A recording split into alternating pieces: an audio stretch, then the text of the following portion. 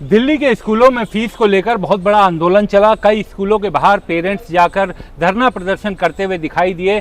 एक school DPS Dwarka पर तो ये भी आरोप लगा कि उसने अपने बच्चों को बंधक बना लिया।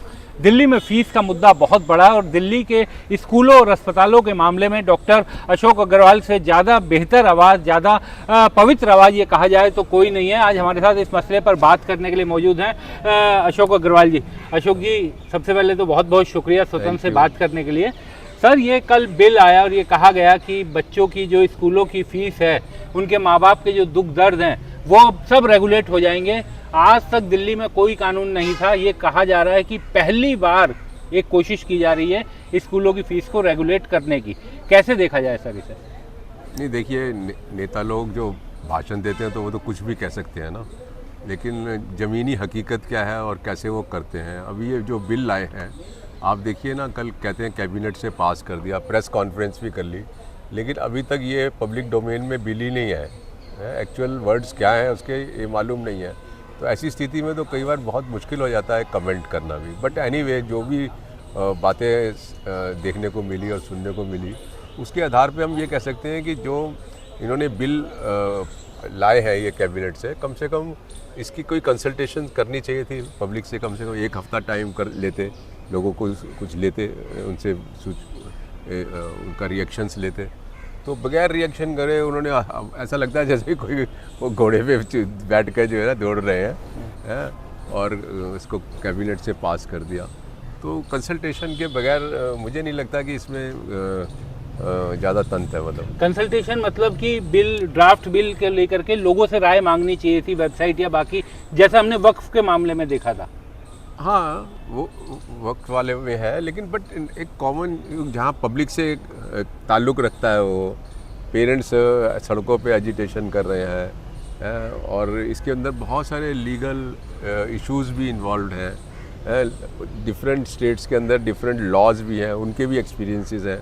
तो वो जब तक आप पब्लिक से इनविटेशन नहीं करेंगे, इनवाइट नहीं करेंगे कि भाई अपने कमेंट दीजिए, एक्शन दीजिए, रिएक्शन दीजिए, तब तक आप कैसे करेंगे? तो आपने मतलब ऐसे ही हबड़ दबड़ में लगता है ये बिल को ला रहे हैं। और ये जब कहा जाता है कि जो भी काम हबड़ दबड़ में होता है वो गलत ही होता है। सर, एक चीज़ इसमें ये कहा गई है कि प्रेस कॉन्फ्रेंस में ये बताया गया मुख्यमंत्री के जरिए कि 3 लेवल कमेटी बनाई जाएंगी, 3 स्तरीय कमेटी होगी।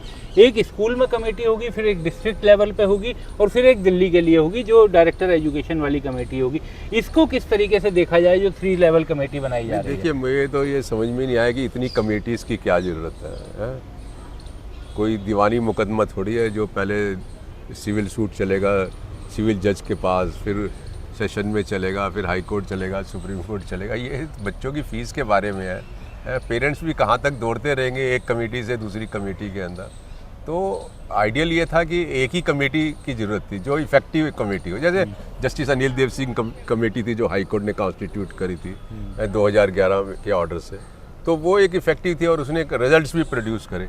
और इस तरीके की जो इतने कमेटीज़ बना दी है, अब देखिए ना इसमें क्या होगा। एक्चुअली में जो मेरे को समझ में आया, ये अभी दिल्ली स्कूल एजुकेशन एक्ट में ऑलरेडी एक स्कूल मैनेजमेंट कमेटी है, managing committee, not school management committee but managing committee, इसमें लगभग 21 लोग होते हैं मैनेजमेंट के और 2 लोग पेरेंट्स के भी होते हैं। तो पहले तो वहाँ से फ़ीस फिक्स होगी, फिर उसके बाद जब ये जो एक्ट लाए हैं इसके अंदर जो उन्होंने स्कूल लेवल कमेटी बनाई है उसमें 5 पेरेंट्स को लिया है उन्होंने। उसमें भी वो शेड्यूल्ड कास्ट, शेड्यूल्ड ट्राइब, मुझे समझ में नहीं आया कि वो उसकी क्या ज़रूरत थी। बट इसमें कोई भी तो एक्सपर्ट नहीं है। तो एक कमेटी ये हो गई, उसके बाद फिर जो है वो डिस्ट्रिक्ट कमेटी हो गई, उसके बाद जो है आपकी स्टेट कमेटी हो गई, और मेरे ख्याल से उसके बाद एक और है रिवीजन कमेटी, जो रिवीजन करेगी। मतलब इतनी कमेटी में चीज़ घूमेगी तो आउटपुट क्या होगा? और ये कह रहे हैं कि हर कमेटी 30 दिन के अंदर रिजल्ट दे देगी। अभी रिसेंटली आप देख लो ना, जो हमारे एजुकेशन मिनिस्टर ने कहा था कि हम 600 स्कूल को एक हफ्ते के अंदर ऑडिट कर देंगे और उसके रिजल्ट्स प्रोड्यूस कर देंगे। एक्चुअली में ऑडिट हुआ ही नहीं है, क्योंकि हो ही नहीं सकता।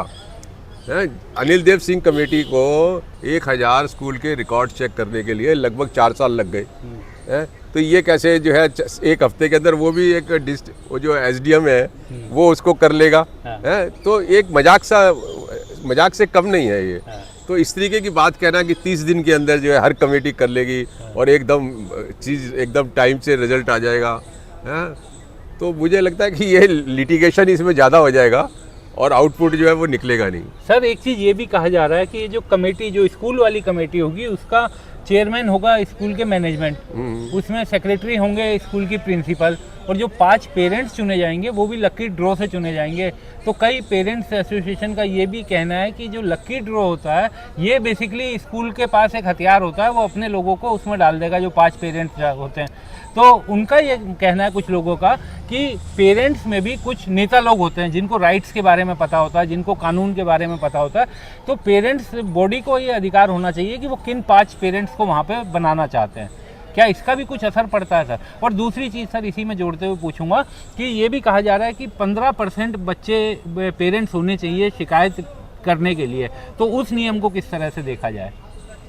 देखिए, जहाँ तक इलेक्शन की बात है तो जनरली जो मैनेजमेंट स्पॉन्सर्ड होते हैं बाय हुक और बाय क्रुक वही लोग आ जाते हैं। अभी भी जो स्कूल ये मैनेजिंग कमिटीज़ हैं उसमें सारे पपेट टाइप के होते हैं। इक्का दुक्का कभी गलती से कोई चला जाता है तो वो भी माइनॉरिटी के अंदर है। 21 लोगों के बीच में अगर 2 लोग हैं तो क्या है। इसी तरीके से इसमें भी जो है 5 लोग भी माइनॉरिटी के अंदर है और कोई एक्सपर्ट नहीं है, कोई टेक्निकल एक्सपर्ट नहीं है, कोई अकाउंट्स का एक्सपर्ट नहीं है, तो ये कमेटी करेगी क्या? मुझे तो लगता है ये बिल्कुल फ्लॉड कमेटी है। और जहाँ तक आपका क्वेश्चन है कि 15% अगर पेरेंट इकट्ठे होंगे तभी वो जो है आप सवाल उठा सकते, तो ऐसे कर दिए जैसे ट्रेड यूनियन में होता है ना कि 25% ट्रेड यूनियन वर्कर्स जो है वो एस्पाउज करते हैं तो लेबर कोर्ट में डिस्प्यूट बनता है वो है।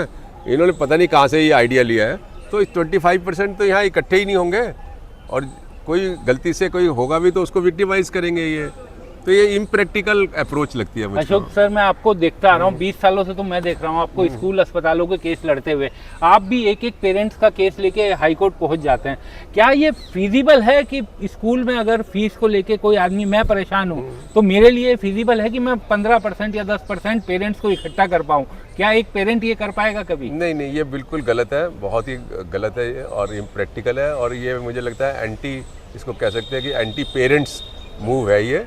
क्योंकि अभी तक जो लॉ चला आ रहा था उसमें ये था कि कोई भी पेरेंट जो है अगर सेटिस्फाई नहीं है तो वो डायरेक्टरेट को कंप्लेंट कर सकता था और वो पूरा रिकॉर्ड्स को इन्वेस्टिगेशन करा सकता था। अब इसमें ये भी है कि इसमें सो मोटो का भी प्रोविज़न होना चाहिए। अभी मुझे नहीं लग रहा इस बिल के अंदर कोई सो मोटो है, क्योंकि जो दिल्ली हाई कोर्ट का 1998 का जजमेंट था डिवीज़न बेंच का, उसमें ये बहुत क्लियरली लिखा था कि जो ये सरकार है ये इनके पास सिर्फ पावर्स ही नहीं है, इनकी ड्यूटी भी है कि कमर्शलाइजेशन इन एजुकेशन जो है चेक करना। तो इसका मतलब ये होता है कि जो एडमिनिस्ट्रेशन है वो एट इट्स ओन भी इंटरफियरेंस कर सकता है। तो इसका मतलब इन्होंने वो राइट भी शायद नहीं लिया। और जो एक इंडिविजुअल पेरेंट को राइट मिलना चाहिए कि भाई वो एग्रीव्ड है तो वो भी छीन लिया। सर एक चीज़ मैं आपसे ये जानना चाहूँगा कि कल मुख्यमंत्री की तरफ से कहा गया कि अभी तक कोई ऐसा कानून ही नहीं था जिससे इन स्कूलों के खिलाफ कुछ कार्रवाई की जा सके, यानी कोई सख्त कानून नहीं था। क्या सच में सरकार के पास कोई ऐसा हथियार नहीं था कि इन स्कूलों के खिलाफ कार्रवाई कर सके? क्योंकि कई बार हमने देखा है कि स्कूलों के खिलाफ एक्शन तो होते थे पहले भी। नहीं, वो एक्चुअली में हुआ क्या कि जो हमने 97 में हाई कोर्ट में केस डाला था और ये पहला केस था पूरे कंट्री के अंदर, तो और हमारे पास सिर्फ जो था दिल्ली स्कूल एजुकेशन एक्ट था, या हमारे पास कुछ लोग बच्चों की फीस की पर्चियाँ थी उनकी कई सालों की कि भाई ये इस साल इतने बढ़ा दिए, इस साल इतने बढ़ा दिए, इतने साल बढ़ा दिए। और एक हमारे पास उन्हीं कृष्णन का सुप्रीम कोर्ट का जजमेंट था जो ये कहता था कि आप कमर्शलाइजेशन ऑफ एजुकेशन नहीं कर सकते। ये 3 चीज़ों को लेके हम हाई कोर्ट गए थे और हाई कोर्ट ने उसको अपने तरीके से जो है इंटरप्रेट करके सिचुएशन को देख के, कोई 1973 में तो कोई सोच भी नहीं सकता कि ये प्राइवेट स्कूल जो है इतना लूट मचाएंगे। ये सब चीज़ें तो 97 ऑनवर्ड शुरू हुई। तो हाई कोर्ट ने ये चीज़ें लेट डाउन करी काफ़ी चीज़ें, और उसमें जैसे उन्होंने कहा कि कैपिटेशन फी पे आप नहीं चार्ज कर सकते, और जैसे मैंने बताया कि सरकार की सिर्फ पावर ही नहीं, ड्यूटी भी है कमर्शलाइजेशन ऑफ चेक करने की। तो भाग रहे थे, सरकार तो भाग रही थी, कहती हमारी जिम्मेदारी नहीं है। कोर्ट ने कहा नहीं, तुम्हारी जिम्मेदारी है। और उन्होंने कहा कि कोई भी पेरेंट अगर एग्रीव्ड होता है तो वो अप्रोच कर सकता है डायरेक्टर ऑफ एजुकेशन को, और डायरेक्टर ऑफ एजुकेशन फिर जो है एक कमेटी बनाएगा जो पूरे रिकॉर्ड्स को चेक करेगा और अगर उसमें देखा गया कि फीस जो है जस्टिफाइड नहीं है, एक्सेस ले लिया है, तो वो रिफंड जो है उसका ऑर्डर करेगा। तो ऐसे हुए भी काफ़ी सारे। तो ये सब कोर्ट के उससे हुए, लेकिन ज़रूरत थी एक अच्छा सा कम्प्रिहेंसिव लॉ लाने की। और इसमें तो मैं ये समझता हूँ कि सबसे अच्छा तो ये है कि जो मैनेजिंग कमेटी होती है ना, उसमें अगर आप 50% पेरेंट्स को रिप्रेजेंटेशन दे दो, तो मेरे ख्याल से 70-80% जो प्रॉब्लम्स है ना वो हल हो जाएगी। और आप क्यों नहीं दो? सवाल यह है कि पेरेंट्स को जब सारा स्कूल मेरे ही पैसे से चलना है, तो आप मुझे तो 50% रिप्रेजेंटेशन दे दो। तो ऐसा कहीं रिप्रेजेंटेशन नज़र नहीं आ रहा है, तो वो होना चाहिए। और दूसरा ये होना चाहिए कि एक committee headed by retired high court जज, जैसे कि तमिलनाडु में, गुजरात, इन्होंने पता नहीं कोई लॉ भी नहीं कहीं दूसरी जगहों के देखे, बड़े अच्छे से भी हैं, ख़राब भी हैं, तो किसी अच्छे को फॉलो कर लेते, गुजरात को फॉलो कर लेते। तो उसमें यह है कि जब भी कोई स्कूल फीस बढ़ाना चाहता है तो पहले कमेटी को प्रपोजल देगा, कमेटी उसको एग्जामिन करेगी, वो committee headed by high court जज होगा रिटायर्ड, तो वो कमेटी देखकर अगर वो ठीक है तो ओके कर देगी, नहीं तो वो अपना फीस स्ट्रक्चर दे देगी और वो 3 साल तक लागू होगा। इतनी सिंपल थी। एक कमेटी इफेक्टिव कमेटी बना लेते हैं। पास कोई भी स्कूल अपना भेजे, हाँ, जिसको जरूरत लग रही है, जिसको जरूरत लग रही है, जिसको भी बढ़ानी है प्रपोजल दो, एग्जामिन होगा।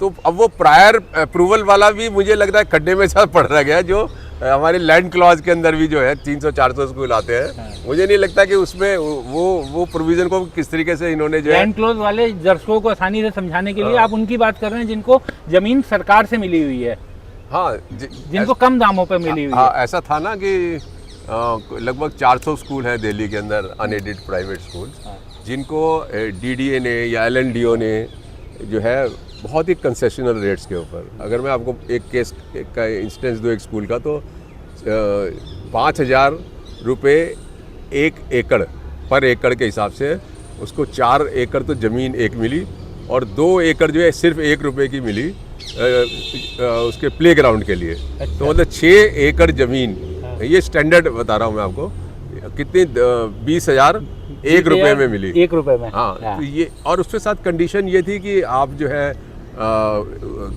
जब भी फीस बढ़ाएंगे तब भी आपको अप्रूवल लेनी पड़ेगी डायरेक्टरेट ऑफ एजुकेशन से। तो ऐसा कभी हो नहीं रहा था। तो 2004 में सुप्रीम कोर्ट ने मॉडर्न स्कूल के अंदर ये चीज़ लिखी डायरेक्टर ऑफ एजुकेशन को कि भाई आप ये क्लॉजेस को इम्प्लीमेंट करिए, तब भी नहीं किया उसने। फिर हाई कोर्ट में एक मैटर आया और हाई कोर्ट ने फिर उसके अंदर जो है ये कहा कि नहीं, ये इनको करना है, तब ये शुरू हुआ। तो वो एक अच्छा था, लेकिन उसी तरीके का लॉ बनाना चाहिए था। बिल्कुल है कि सारे लोगों का, कोई भी स्कूल, कोई भी अनएडेड प्राइवेट स्कूल अपनी फीस नहीं बढ़ा सकता जब तक वो प्रायर अप्रूवल नहीं ले। तो तब तो अच्छा होता। अभी पता नहीं इन्होंने क्या मिक्सिंग कर दी है, देखते हैं जब बिल सामने आएगा तो फिर और कमेंट कर सकते हैं हम। सर, बस एक अंतिम सवाल कि क्या आपको इस प्रेस कॉन्फ्रेंस और जिस तरीके से अचानक से आनंद फानंद में आपने कहा कि लाया गया है, क्या आपको लगता है कि मंशा है इन स्कूलों को नियंत्रित करने की, या सिर्फ ये दिखावे की कार्रवाई सरकारें करना चाहती हैं कि हमने सब ठीक कर दिया लेकिन भुगतना पड़ेगा पेरेंट्स को ही? देखिए, मैंने चीफ मिनिस्टर को भी सुना और मैंने एजुकेशन मिनिस्टर को भी सुना। चीफ मिनिस्टर तो पूरी ब्रीफ्ड भी नहीं थी, मुझे लगता है। पूरी तरीके से वो अपने एजुकेशन मिनिस्टर पे आधारित थी, क्योंकि वो तो ये भी कह रही थी कि ये जो बिल है वो एडेड स्कूलों पे लगेगा, गवर्नमेंट स्कूल पे लगेगा। अब एडेड और अनएडेड उस पर तो नहीं लगेगा, ये तो सिर्फ अनएडेड प्राइवेट स्कूल पे लगेगा। फिर उन्होंने एक बात और भी इंटरेस्टिंग कही, उन्होंने ये कहा कि ये जब फीस डिटरमिन हो जाएगी ना, तो लोग डिसाइड कर सकते हैं कि उन्हें अपने बच्चे को पढ़ाना है या नहीं पढ़ाना है। तो मुझे बड़ा बुरा लगा ये बात, क्योंकि जो सरकार है उसको ये देखना है कि कोई बच्चा इस तरीके से मतलब विक्टिमाइज ना हो, फीस के कारण स्कूल ना छोड़े, फीस की ना छोड़े। तो ऐसा सोच मतलब अच्छा कंफर्टेबल समझ मुझको नहीं लगा। और हमारे जो एजुकेशन मिनिस्टर वो लग रहे हैं कि बहुत ज़्यादा एक्सेसिव एंथुसिज्म है उनके अंदर कुछ करने का। अब वो किधर की तरफ जाएगा, स्कूल की तरफ जाएगा या पेरेंट्स की तरफ जाएगा, ये आने वाला वक्त बताएगा। चलिए सर, बहुत बहुत शुक्रिया, आपने हमसे बात की। और उम्मीद ये की जानी चाहिए कि दिल्ली, क्योंकि दिल्ली में स्कूली फीस हमेशा बड़ा मुद्दा बनता ही है, और स्कूल के बच्चों के पेरेंट्स को इस बड़ी राहत से, इस स्कूल की फ़ीस के मामले में कुछ राहत मिल सके। बहुत बहुत धन्यवाद। और आप सभी से यही अनुरोध कि स्वतंत्र देखते रहिए, उसे लाइक कीजिए, सब्सक्राइब कीजिए और अपने साथियों के साथ शेयर करना मत भूलिए। अपने कैमरामैन शाहनवाज के साथ मैं विक्रांत यादव, द स्वतंत्र। हमारे चैनल को कृपया लाइक करें, सब्सक्राइब करें और अपने साथियों से भी जरूर करवाएं। शुक्रिया।